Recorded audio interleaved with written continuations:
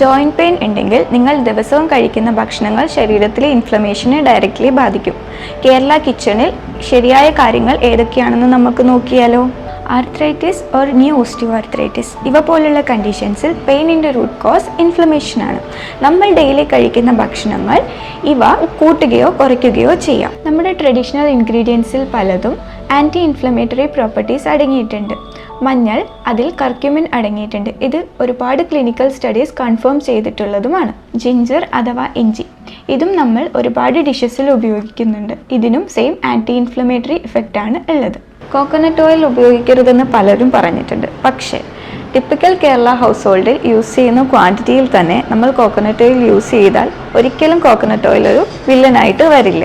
Processed foods, refined carbohydrates, refined vegetable oils, refined sugars എന്നിവ joint ഇൻഫ്ലമേഷനെ consistently കൂട്ടാനുള്ള സാധ്യതകളുണ്ട്. അതുകൊണ്ട് തന്നെ ഇവ കുറയ്ക്കുന്നതാണ് വർത്ത് ആയിട്ടുള്ള കാര്യം. നിങ്ങൾക്ക് ജോയിൻറ്റ് പെയിൻ ഉണ്ടെങ്കിൽ ന്യൂട്രീഷനിലൂടെ എങ്ങനെ റിക്കവർ ആവാം എന്ന് അറിയണമെങ്കിൽ ഇപ്പോൾ തന്നെ ഒരു കൺസൾട്ടേഷൻ ബുക്ക് ചെയ്യൂ.